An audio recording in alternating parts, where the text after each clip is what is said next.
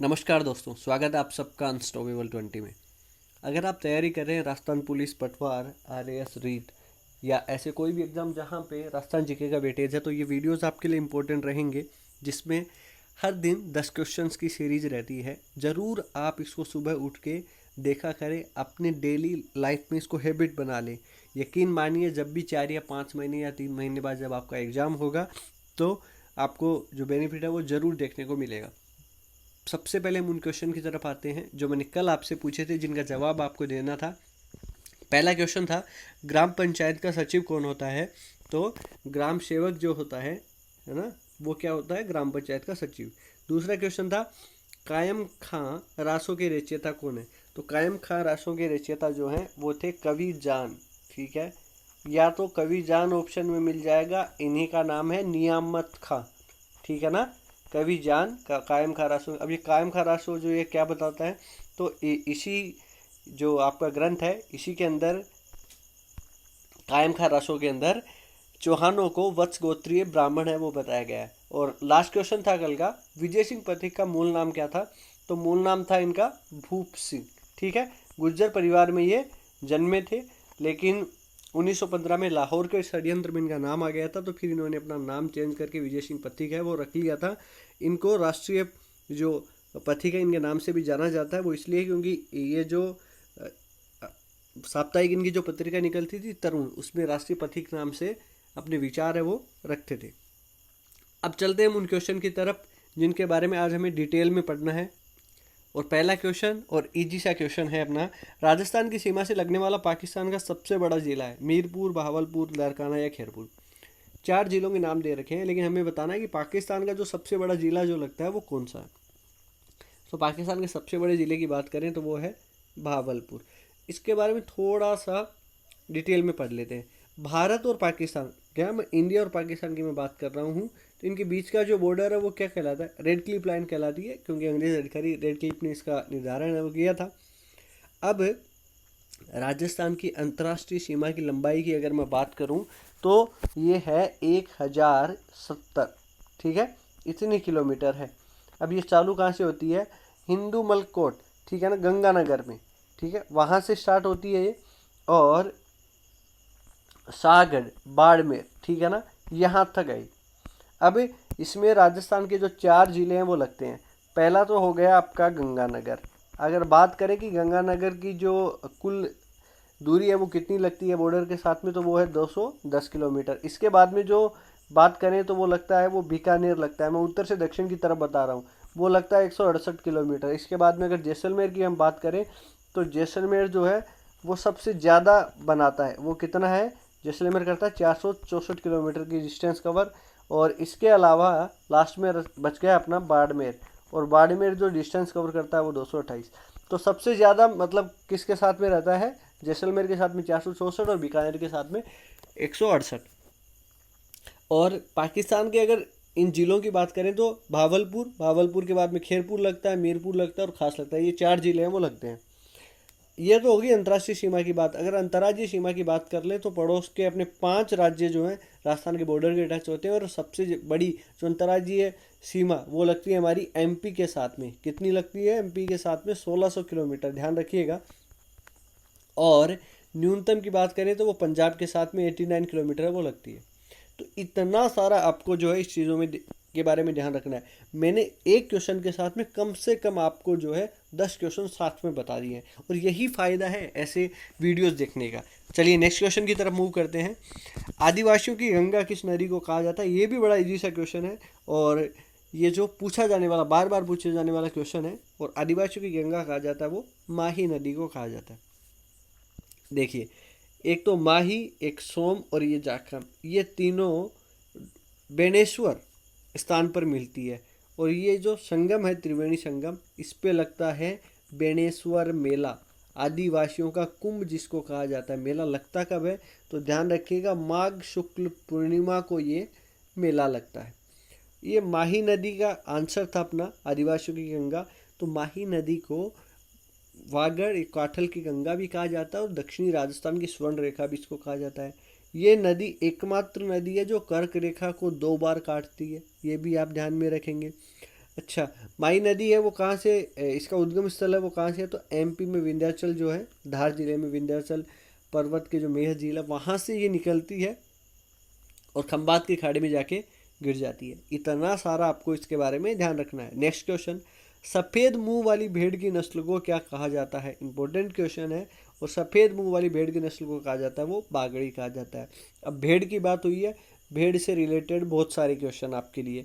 भेड़ जो है सबसे ज़्यादा कहाँ होती है, तो बाड़मेर और बीकानेर में होती है ना।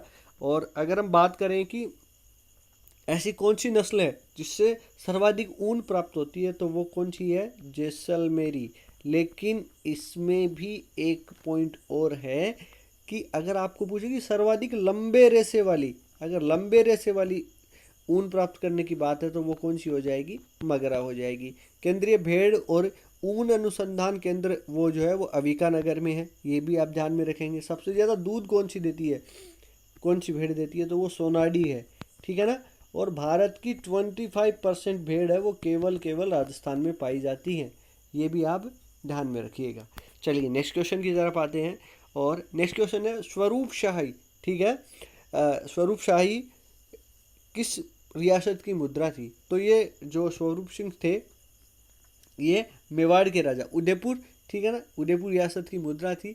और इन्होंने जो नकली जो सिक्के हैं उनसे बचने के लिए नए सिक्के जो चलाए थे वो स्वरूप शाही सिक्के वो कहलाते हैं। नेक्स्ट क्वेश्चन है, और नेक्स्ट क्वेश्चन है ललित विग्रह राज नाटक की रचयिता सोमदेव किस चौहान शासक के दरबारी कवि थे? देखिए, और ये जो ललित विग्रह राज लिखा है किसने लिखा, सोमदेव जी ने लिखा। और ये किसके दरबार में रहते थे, ये विग्रह राज चतुर्थ विशाल देव के दरबार में रहते थे। इम्पोर्टेंट क्वेश्चन जब चौहान वंश से पूछा जाता है तो या तो इनके कार्यकाल से पूछा जाएगा या फिर पृथ्वीराज जी के कार्यकाल से पूछा जाएगा। तो बात करें तो इन्होंने विग्रहराज चतुर्थ जी खुद भी अच्छे कवि थे, इन्होंने हरिखेल नाम का जो ग्रंथ है वो लिखा था, तो इसीलिए इनको कटिबंधु या कवि बांधव भी इनको कहा जाता है। इसके अलावा अगर हम बात कर लें तो विग्रहराज चतुर्थ बिशलदेव अपने नाम के आधार पर इन्होंने बिशलपुर झील और बिशलपुर कस्बा है वो उसका स्थापना करी थी। एक संस्कृत की पाठशाला बनाई थी जिसको कुतुबुद्दीन ऐबक ने तोड़ के किस में परिवर्तित कर दिया था, 2.5 दिन के झोंपड़े में, ठीक है। और एक और लास्ट क्वेश्चन देखिएगा, कितने सारे क्वेश्चन मैं आपको करवा रहा हूँ। और बिशलदेव रासो, ये तो ललित विग्रह राज है, और इन्हीं की प्रशंसा में बिशलदेव रासो वो किसने लिखा है, वो भी इनके दरबारी कवि थे। कौन थे, नरपति नाल है, ठीक है, नरपति नाल है, ये भी आप ध्यान में रखिएगा। चलिए नेक्स्ट क्वेश्चन की तरफ आते हैं। नमक का व्यवसाय करने वाली जाति है वो क्या कहलाती है? जो नमक का बिजनेस करती है वो कास्ट जो होती है वो होती है खारवाड़, ठीक है। ऑप्शन सी यहाँ पे मेरा ठीक है। चलिए नेक्स्ट क्वेश्चन, वर्तमान में बेंगू किस जिले में आता है? और बेंगू जो आता है वर्तमान में चित्तौड़गढ़। ये बेंगू नाम अपने आप में ही फेमस है भाई, बेंगू किसान आंदोलन आपको अच्छे से आता होगा, चित्तौड़गढ़ में ये पड़ता है। इसकी शुरुआत जो की थी वो राम नारायण चौधरी ने की थी इस आंदोलन की शुरुआत। बाद में विजय सिंह पथिक जी जो हैं इन्होंने इस आंदोलन की कमान जो है अपने हाथ में संभाल ली थी, इतना आप ध्यान में रखेंगे। चलिए नेक्स्ट क्वेश्चन जो है, श्राद्ध जो है कौन से महीने में किए जाते हैं? तो ये तो आप बड़ा इजी सा क्वेश्चन है भाई, है ना, और हम इन चीज़ से बड़े अच्छे तरीके से वाकिफ़ हैं, ठीक है। तो ये आश्विन माह में किए जाते हैं श्राद्ध। चलिए नेक्स्ट क्वेश्चन, और आज का सेकंड लास्ट क्वेश्चन, चूरू का दुर्ग किसने बनवाया था? ठाकुर शिव सिंह, अनूप सिंह, कुशाल सिंह या रामपाल सिंह? तो चूरू का दुर्ग बनाने वाले थे वो ठाकुर कुशाल सिंह से, ठीक है। अब चूरू से एक क्वेश्चन और आता है ना। देखिए 1857 में जो कुशाल सिंह है इन्होंने विद्रोह किया था अंग्रेजी सेना का, और अंग्रेजी सेना की सहायता कौन कर रहे थे? बीकानेर के राजा। तो बीकानेर की सेना ने इनको सबक सिखाने के लिए इन पे आक्रमण है वो किया था। लेकिन जब युद्ध हो रहा था तो चूरू की सेना के पास में तोप बनाने के लिए शीशा यूज में आता था, वो ख़त्म हो गया था। तो लोग और जो भी धनवान सेठ थे उन्होंने अपने घर के दरवाजे खोल दिए, और जितनी घर पे चांदी थी वो उन्होंने जो सेना को प्रोवाइड करवाई, और लोगों ने चूरू की सेना ने चांदी के बने गोले जो हैं वो बीकानेर की सेना पे दागे थे, और शत्रु की सेना भी देख के वो चकित हो गई थी, और उन्होंने उनकी भावनाओं की कदर की कि लोग किस तरीके से जो अपनी मातृभूमि की रक्षा के लिए जुड़े हुए हैं, तो उन लोगों ने अपने कदम है वो पीछे हटा लिए थे। और आज का लास्ट क्वेश्चन जिस और वो ये है कि राजस्थान की प्रथम विधानसभा के कुल सदस्यों की संख्या कितनी थी? तो वो अब तो 200 है, लेकिन उस टाइम कितनी थी भाई? 160, है ना।